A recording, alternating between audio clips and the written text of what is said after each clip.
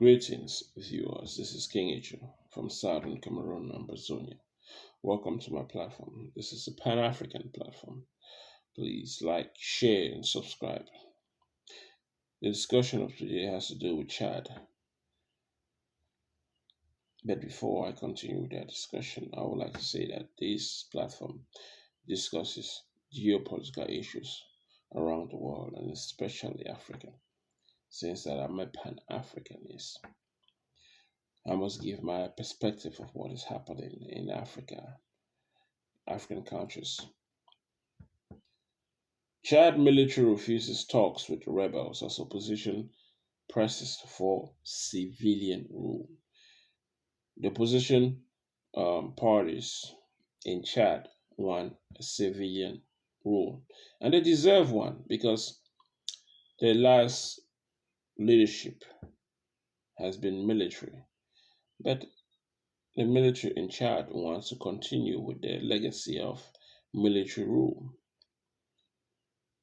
So part, Chad's ruling military council has um, rejected an offer from northern rebels for a ceasefire and talks, calling them outlaws.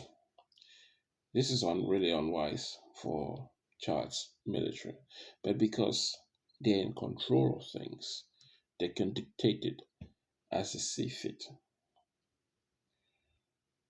The rebels said that they were ready to discuss political settlement. You know, for wise leaders, after the downfall of a former leader, it is wise to bring everybody up, bring everybody together and try to patch things so that you could start anew. But the military who controls Chad, the military ruling council or the military council, don't seem to give a damn about the input of the rebels because to them they have defeated the rebel and they're in charge. But you're not completely in charge yet. Know that. The rebels still have an opportunity. Though they are defeated, they can still cause havoc in Chad, which is what you don't need at this moment. This is not what the military council needs in Chad. They need um, everybody, civil society. They need the opposition leaders and other rebel groups who are trying to be integrated into the system to partake in the country because you want everybody to feel as if they are part of the society, they are part of the nation of Chad. But when you think, when the military council think that they are in control and they cannot speak to the rebels because they have defeated them, or at least they have kept them from entering into the capital to cause more havoc. They think that is all. But the rebels could regroup and re strategize and come harder because the so called military council don't have a stronghold yet in the capital and in the nation. So it is unwise for the military council to not, you know, try to associate with the rebel group, try to have negotiation and talk with the rebel groups. It's not wise for them to distance the rebel groups because now they know that they have no other option but to either fight or, or flee, though some of them are fleeing. It is not time for mediation or negotiation with outlaws, spokesman of Chad stated. Some of the rebels have fled to Niger and asked authorities there to capture them. The former president was killed on April 19th while visiting troops at the front. But there's one thing that seemed to be bothering me, though the former president was claimed to be killed during visiting the military at the front due to wounds or whatever happened. How he died is still fishy. We don't know if it's part of the plan by the French government to get rid of the former uh, president of Chad because the former president of Chad and France were not you know were having a difficult time because of France over pressurizing the president or the former president of Chad due to the fact that they like to dictate to their former colonies because this France sees all French African countries as their colonies, an issue that French Africa needs to solve. But because of the types of leaders we have in French Africa and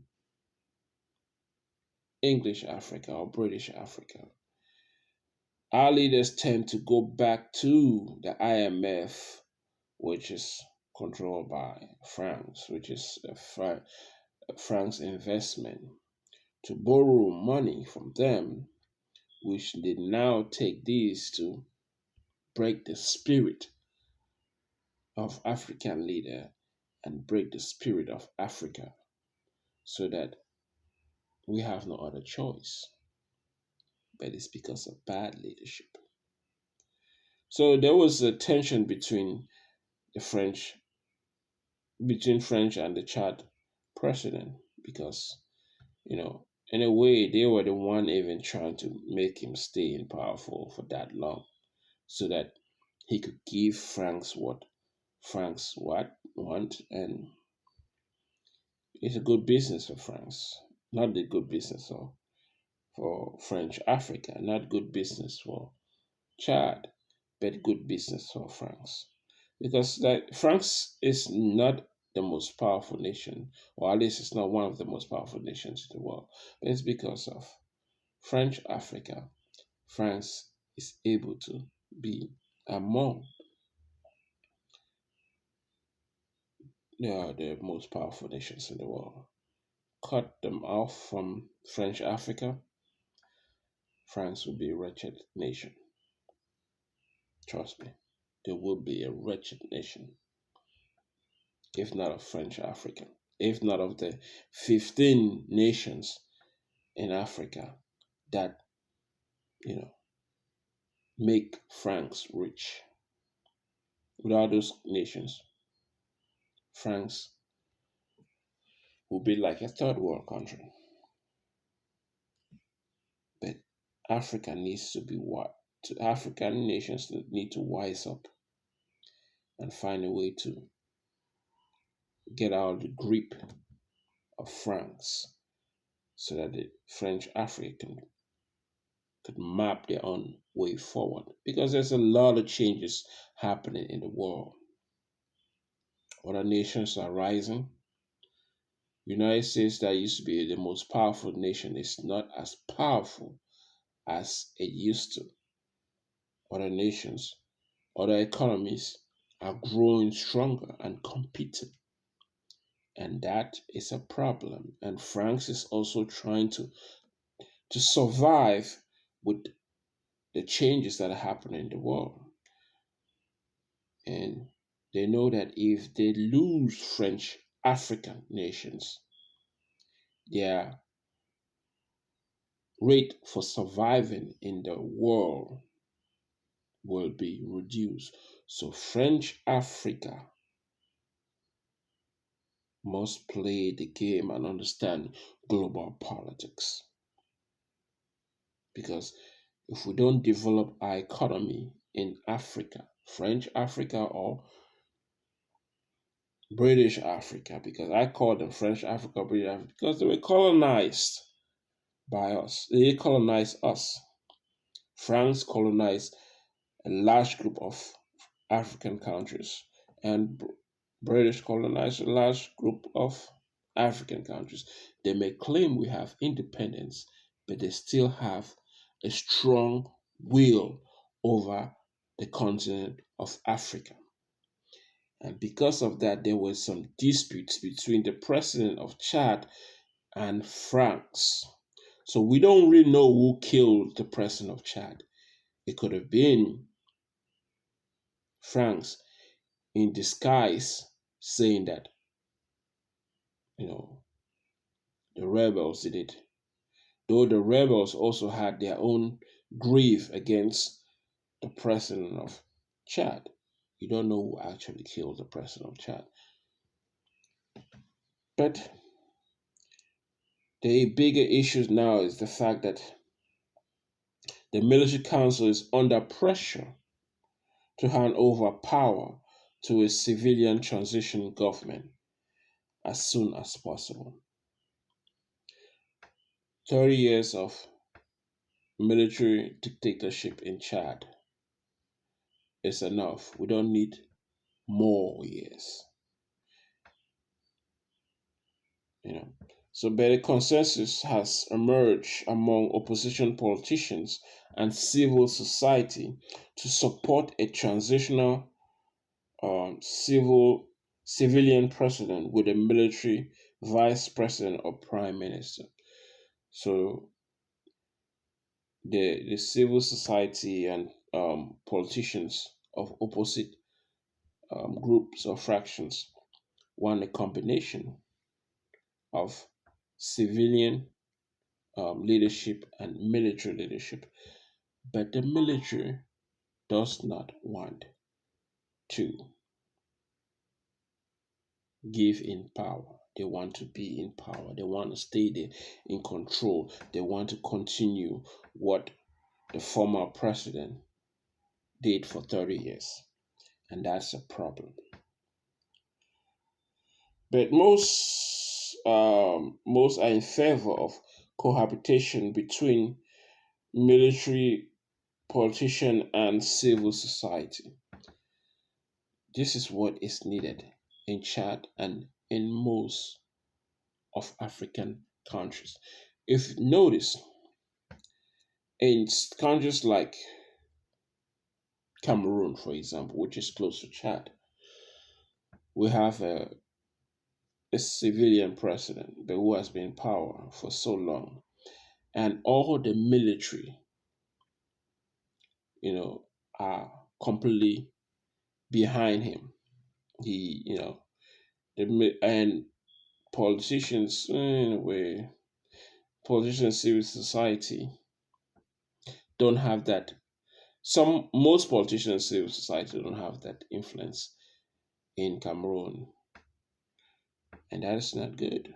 So Cameroon also need a combination of military and civil society with politicians, but not all politicians. Cameroon is driven mostly by politicians, and the military just obey. The military doesn't have an input, but most of African countries or many of African countries need a combination of both. If it's all military, it's not good. If it's all politician, it's not good either, which is what is the problem. So we have to have a balance between military, civil society, and politicians, because most of the African politicians don't even know how to um, balance uh, funds or even create funds. They just go and borrow funds and use them or misuse them, creating more uh, problems in a country where they borrow more money and don't even do anything for the nation. The people become poor because jobs are not created. Because politicians don't create jobs. They're not thinkers. They just use the funds, which is what Africa needs to revamp how politics needs to be played in Africa. It doesn't have to be all politicians or it doesn't have to be all military, but it has to be a combination. And if Chad happens to find a balance in between the civil society, politicians, and the military, things might change. But if they continue with only military rule, more Africans will be running out of Africa and there will be no solution because, hey, the politicians or the military just take in money and do whatever they want to do with it. And they don't look at the overall population of the people to create jobs. Many people in Chad are running out of Chad, trying to get out. Why? Because the 30 years of military has actually destroyed Chad, not helped Chad.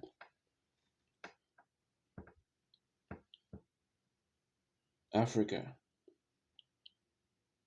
the world is changing. It's a whole different world. China is the biggest dragon that is ready to swallow everybody in, including Africa, Middle East, and you name it, because they have the money. They are there to make money. They don't care if you survive or not. Which is why there's a war brewing. There's a war coming between China and the United States. Whoever wins this war will take control over the world. And if Africa and their politicians or their military or the civil society are not ready for what is to come, then the citizens will perish. The citizens will suffer. So Chad needs to think a better strategy. Combination of military, civilians or civil society and politicians.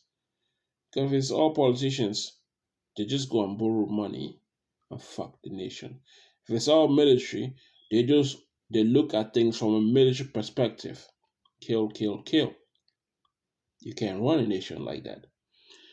And without civil society's input, how would you grow the economy of the nation? This is what is plaguing Africa. Some countries like Ghana are trying to catch up and change the outcome. Countries like Nigeria are being left backward. And don't even talk about Cameroon or other countries in Africa. We are fucked. This is King HM. Please subscribe, like, and share. Till next time.